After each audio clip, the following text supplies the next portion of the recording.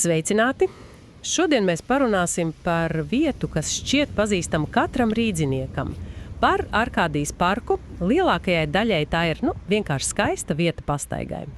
Tāda zaļa oāze, bet balstoties uz mums iesūtīto materiālu, Arkādijas parks un veselības evolūcija, mēs šodien mēģināsim paskatīties dziļāk, kas tur īsti slēpjas zem tās acīm redzamās ainavas, jo izrādās tas ir daudz vairāk nekā tikai parks. Tieši tā.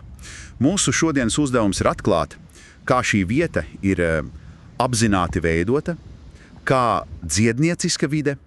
Mēs iedziļināsimies tajā filozofijā, kas stāv aiz katra ceļiņa un koku pudura, un iepazīsimies ar cilvēku ainavu arhitektu Agru Akonu, kura vīzija principā pārvērš parku par instrumentu iekšējam līdzsvaram. Vārds sakot, mēģināsim saprast, kā pazīstama pilsētas telpa var kļūt par tādu kā personīgu terapijas kabinetu. Labi, šetināsim šo vaļā, jo tas izklausās ļoti intriģējoši. Sāksim ar pašu pamatu. Mēs visi zinām, ka daba nomierina. Pastaiga parkā, liek justies labāk. Kas šeit ir citādi? Kur ir tā apzinātā veidošana? Atšķirība ir nodomā. Redz, tas nav nejaušs koku un krūmu apkopojums, kas vienkārši labi izskatās. Materiāls uzsver, ka Arkādijas parks ir kā dzīvs organisms, kur katram elementam ir sava loma kopējā harmonijā. Tā ir rūpīgi pārdomāta kompozīcija, kur dabiskais un cilvēka radītais saplūst vienā veselumā, lai radītu ne tikai estētisku baudījumu, bet arī ļautu atgūt līdzsvaru. Tas ir apzināts patvērums. Un, cik saprotu, liela daļa šīs iedarbības slēpjas tieši kokos. Materiālā tiek runāts par to enerģētiku. Man gan jāsaka, ka šis vārds enerģētika daļai cilvēku varētu likt pacelt uz aci. Izklausās nedaudz ezotēriski. Vai mēs varam to paskaidrot praktiskāk? Protams, tas ir ļoti pamatots jautājums. Mēs varam uz to skatīties no psiholoģiskā un, simboliskā viedokļa, neobligāti ezotēriskā. Katram kokam ir savs raksturs, savs vizuālais tēls un asociācijas, kas mūsos izraisa noteiktas sajūtas. Parks ir kā aptieka, kur katrs koks ir tā teikt zāles noteiktam dvēseles stāvoklim. Piemēram, ozoli. Jā, ozoli. Quercus robur. Materiālā teikts parka sargi. Spēcīgi, masīvi. Tieši tā, tie ir parka pamats, enkuri. To vizuālais spēks, masīvais stumbrs, plašais vainags, tas viss neapzināti rada stabilitātes, drošības un pamatīguma sajūtu. Kad jūties satraukts vai dzīves vētrās svaidīts, pastaiga starp ozoliem palīdz, sazemēties. Tu burtiski sajūti to spēku un izturību. Tas ir vizuāls un emocionāls signāls tavai nervu sistēmai. Labi, tas ir saprotami. Ozols kā stabilitātes simbols. Bet kas ir pretstats? Parkam taču nevar būt tikai tāds nomācošs smagums. Lielisks jautājums. Un te parādās bērzi, betola pendula. Tie ir pilnīgs pretstats ozoliem. Gaiši, viegli, ar smalkām lapām, kas plīvo mazākajā vēja pūzmā. To klātbūtne ainavā ienes gaisīgumu. Ja ozols palīdz sakārtot amatus, tad bērs palīdz attīrīt domas, atbrīvoties no smaguma, ienest prātā skaidrību un vieglumu. Tas ir par domu plūsmu, nevis par noenkurošanos. Tātad parks ir veidots uz šiem kontrastiem – smagais un vieglais, stabilitāte un plūsma. Un pa vidu, cik noprot, ir liepas, tilija, tāda Latvijas parku klasika. Jā, liepas ir kā emocionālais līdzsvarotājs pa vidu. Tas nav ne tik masīvas kā ozoli, ne tik gaisīgas kā bērzi. To enerģētika tiek raksturota kā maiga, nomierinoša, saistīta ar sirds siltumu. Liepu ziedu smarža, lapu šalkoņa, tā ir gandrīz arhetipiska pieredle, kas intuitīvi rada mieru un emocionālu komfortu. Un tad vēl ir kļavas, atcer. Tās ienes dinamiku, īpaši rudenī ar savām krāsām. Tas ir kā atgādinājums par pārmaiņām, vai ne? Precīzi. Kļavas simbolizē pārmaiņas skaistumu. To krāsu sprādziens rudenī māca, kā arī pārējais posmi, pat noslēgums var būt neticami skaisti. Tā ir dzīves enerģija un cikliskums. Tātad, redz, jau ar šiem 4 koku tipiem parks piedāvā veselu emocionālo paleti. Stabilitāti, vieglumu, mieru un dinamiku. Bet te stāsts kļūst vēl interesantāks. Materiāls īpaši izceļ vienu koku sugu, kas ir kā Arkādijas parka dvēsele – vītoli. Esmu tos ievērojusi 10 reižu. Tie liecas pār mārupīti, bet es nekad nebūtu iedomājusies, ka tā ir apzināta dizaina izvēle ar dziļāku jēgu. Un tas ir pats fascinējošākais. Lodveida vītoli saliks Alba. Ir parka vizītkarte, kas saglabājusies no tā pirmsākumiem. Un to nozīme ir dziļi simboliska. Paskaties uz to formu. Tie nelaužas pretī vējam, tie liecas, tie ir elastīgi. To zari tiecas uz leļu, uz ūdeni, kas simbolizē plūsmu un emocijas. Visi to būtība ir par pielāgošanos, par spēju būt elastīgam dzīves straumē. Tas pilnībā maina veidu, kā es uz tiem turpmāk skatīšos. Tātad, kad cilvēks, kurš jūtas, iestrēdzis vai pārāk stīvs savos uzskatos, pastaigājis gar šiem vītoliem pie ūdens, ainava viņam neapzināti piedāvā citu modeli plūsmu, elastību. Tieši tā. Tā ir terapeitiska kompozīcija. Koka forma, tā atrašanās vieta pie ūdens, pat ūdens skaņa no mārupītes ūdenskrituma. Viss strādā kopā, lai radītu meditatīvu vidi, kas palīdz mazināt stresu un pieņemt lietas, kuras nevaram kontrolēt. Tā nav tikai dekorācija, tas ir vēstījums. Un, protams, to visu papildina ceļuņa tīkls, kas aicina uz nesteidzīgu pastainu un rožu stādījumi. Viss ir pakārtots vienotai harmonijai. Labi, esmu pārliecināta, tā nav nejaušība. Bet kurš ir šis prāts, kas aiz tā visa stāv? Šāda filozofija nerodas no zila gaisa, un te mēs nonākam pie ainavu arhitekta Agra Akona un viņa stāsta. Un tas ir stāsta kodols. Tā nav tikai akadēmiska teorija, tā ir dzimusi no dziļi personīgas pieredzes. Materiāli aprakstīts, kā Agris Akons pēc nopietnas traumas un rehabilitācijas procesa nonāca pie atklāsmes. Viņš to formulē ļoti spēcīgi. Īstais skolotājs vienmēr ir tepat mūsu ķermenis un daba. Pagaidīsim pie šī mirkla. Tas ir ļoti, ļoti spēcīgi. Tātad viņa pieeja arhitektūrai nav balstīta uz grāmatām vai trendiem, bet gan uz personīgām ciešanām un atveseļošanos. Viņš pats savā ķermenī izjūta, kā daba dziedina. Precīzi. Šī pieredze pilnībā transformē viņa profesionālo skatījumu. Viņš no arhitekta, kurš, kā lai saka, uzspiež dabai savu vīziju, kļuva par arhitektu, kurš klausās dabā un mācās no tās. Viņš sāka vērot, kā daba pati sevi dziedina un sāka uzticēties savām sajūtām, savai intuīcijai. Viņš kļuva par dabas procesu tulku. Sants instruments viņa metodē Baha ziedu terapija. Kā tas sasaistās ar parku projektēšanu? Man tas šķiet diezgan, liels lēciens. Sākumā tas var tā šķist, bet viņam Baha ziedu sistēma kļuva par savu veidu rozetes akmeni. Tā ir filozofija, kas balstīta uz ideju, ka konkrētu augu esences rezonē ar konkrētiem cilvēka emocionāliem stāvokļiem. Viņam tas bija praktisks apstiprinājums idejai, kuru viņš jūta intuitīvi, ka katram augam ir sava personība un iedarbība. Tas kļuva par tiltu starp ainavas arhitektūru un cilvēka iekšējo pasauli. Tātad tas viņam palīdzēja sistematizēt savas sajūtas par augiem un pārvērst tās par dizaina principiem? Tieši tā. Un tas noveda pie galvenās atziņas, kas caurvīja visu šo pieeju. Dziedināšana notiek caur individuālo rezonanci ar dabu. Nav vienas universālas receptes. Ko tas nozīmē?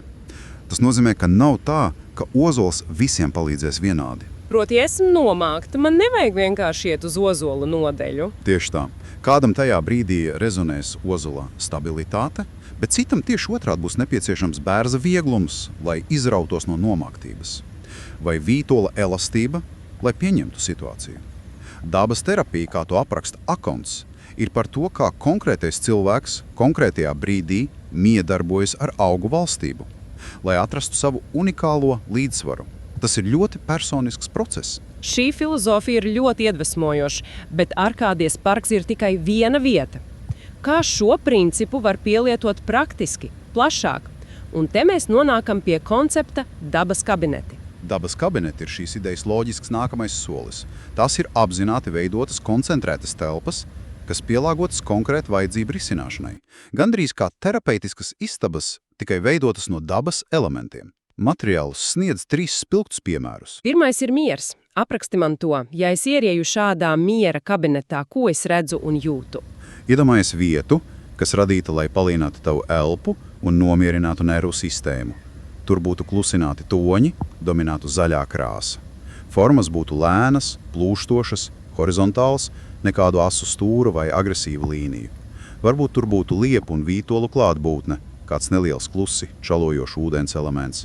Viss būtu vērsts uz to, lai mazinātu trauksmi un radītu drošības sajūtu. Skaidrs. Otrs kabinets – spēks. Tas, protams, izklausās pēc ozola teritorijas. Jā, noteikti. Tā būtu vide, kas palīdz atgūt iekšējo pārliecību un enerģiju. Ainavā dominētu vertikālas, spēcīgas līnijas, ozolu stumbri, varbūt kādi akmens elementi. Struktūra būtu skaidra, pamatīga. Tā būtu vieta, kur doties, kad jūties nedrošs, vai tev trūks spēka pieņemt lēmumu. Vide pati par sevi tevi tā teikt iztaisnotu. Un trešais – radošums. Tas šķiet vissarežģītākais. Kā daba var veicināt radošumu? Šis kabinets būtu dinamisks un stimulējošs. Tā vietā, lai nomierinātu, tas atvērtu sajūtas. Te būtu krāsu un gaismas spēles, dažādu faktūru kontrasti. Varbūt dažādu ziedošo augu daudzveidība, kas mainās pa sezonām, gluži kā kļavas rudenī. Varētu būt elementi, kas pārsteidz. Tā ir telpa, kas iedvesmo jaunām idejām, izsitot no ikdienas rutīnas. Fantastiski! Man patīk šī ideja par dabas telpām kā mērķtiecīgiem instrumentiem, bet te stāsts kļūst vēl vierienīgāks. No viena parka Rīgā un idejas par kabinetiem mēs nonākam pie globālas vīzijas. Agris Akons šo pieeju ir pacēlis pavisam citā līmenī ar platformu Therapy in Nature Online. Tieši tā, un tā ir šīs idejas kulminācija. Tas ir lēciens no fiziskas telpas uz digitālu ekosistēmu. Tā vairs nav tikai par parkiem, bet par to, kā šīs zināšanas padarīt pieejamas cilvēkiem visā pasaulē. Un platforma, kā norādīts, balstās uz 3 ļoti spēcīgiem pīlāriem. Pagaidi, no kokiem un zīdiem uz tieši saistes platforma? Manā galvā te ir zināms konflikts. Dabas terapijai taču vajadzētu būt prom no ekrāniem, nevis tajos. Kā šīs divas pasaules savienojās? Tas ir lielisks jautājums, un tas ir arī šīs idejas ģenialitāte. Platforma nav domāta, lai aizstātu dabu. Tā ir domāta, lai palīdzētu cilvēkam atrast ceļu uz savu īsto dabu. Un te nāk talkā pirmais elements – mākslīgais intelekts. Mākslīgais intelekts. Kā tas var palīdzēt? Iedomājies, ka mākslīgais intelekts varētu analizēt cilvēka individuālās vajadzības, varbūt caur sarunu, varbūt caur anketām, un ieteikt vispiemērotāko dabas miejadarbības veidu. Tas varētu būt kā personīgs dabas terapijas gids vai matchmakers. Piemēram, tas varētu tev ieteikt. Tavā stāvoklī šodien vislabāk palīdzētu pastaiga gar ūdeni, fokusējoties uz plūsmu. Vai arī tev vajadzētu atrast kādu spēcīgu koku un vienkārši pie tā 10 minūtes pastāvēt. Tas palīdzētu cilvēkam sākt apzināties, kas viņam ir vajadzīgs. Labi, tātad MI kā personalizēts ceļvedis. Kas ir otrs elements? Terapeitiskās prakses. Platforma ne tikai ieteiktu, kur iet, bet arī ko darīt. Tā sniegtu konkrētus instrumentus un vadītas meditācijas vai vingrinājumus, ko veikt dabā, lai pastiprinātu efektu. Tātad tas apvienotu vidi ar apzinātu praksi. Un trešais, kas izklausās īpaši inovatīvi, ir decentralizēta veselības ekonomika. Kas tas lūdzu ir vienkāršiem vārdiem? Iedomājies to, kā Etsy vai Airbnb lacījūts jomā. Tā vietā, lai iet caur lielām veselības aprūpes korporācijām vai apdrošināšanas kompānijām, šī platforma tieši savienota cilvēku, kuram nepieciešama palīdzība, ar dabas terapijas speciālistu, kurš var palīdzēt. Piemēram, cilvēks Japānā, kurš cieš no izdegšanas, varētu atrast un saņemt tiešsaistes konsultāciju no speciālista Latvijā, kurš ir eksperts mežterapijā. Vērtība un uzticība tiek radīta tieši starp šiem diviem cilvēkiem, bez lieliem, dārgiem starpniekiem. Tātad tas demokratizē pieeju šādai palīdzībai un rada jaunu globālu kopienu, kas centrēta ap dabas dziedinošo spēku. Precīzi. Mērķis ir radīt jaunu veselības modeli, kurā galvenā vērtība ir cilvēks, kurš dzīvo harmonijā ar sevi un dabu. Tas ir fundamentāls pavērsiens. Materiālā ir citāts no Agra Akona, kas lieliski apkopo šo vīziju. Šī kustība ir dāvana pasaulē jauns veselības modelis, kur cilvēks ir galvenā vērtība. Un tas pilnīgi sasaucas ar viņa paša sākotnējo atklāsmi rehabilitācijā. Īstais skolotājs ir mūsu ķermenis un daba. Ceļš ir noslēdzies no personīgas atziņas līdz globālai platformai. Tas ir pilns aplis, jā. Un tas parāda, ka dziļas un revolucionāras idejas var slēpties tepat mums blakus. Pat parkā, kuram mēs 100 reizes esam pagājuši garām. Tātad apkoposim. Mēs sākām ar šķietami vienkāršu pastaigu pār Arkādijas parku.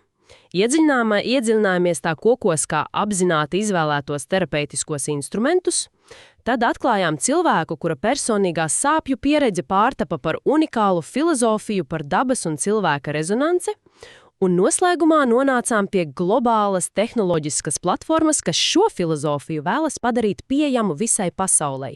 Galvenā doma, kas paliek, ir atgādinājums par dabas milzīgo spēku un to, ka īstā dziedināšana nav universāla recepte. Tā slēpjas katra cilvēka individuālajā personīgajā ceļā uz līdzsvaru, atrodot to dabas daļu, kas rezonē tieši ar viņu. Un noslēgumā viens jautājums pārdomām, kas man radās šīs sarunas laikā. Mēs apspriedām dabas kabinetus mieram, spēkam un radošumam. Bet kādu dabas kabinetu varētu izveidot citam stāvoklim, piemēram, koncentrēšanās spēju uzlabošanai vai, teiksim, kopības sajūtas veicināšanai, un kurus elementus no tāda parka kā Arkādija mēs varētu aizņemties, lai to radītu?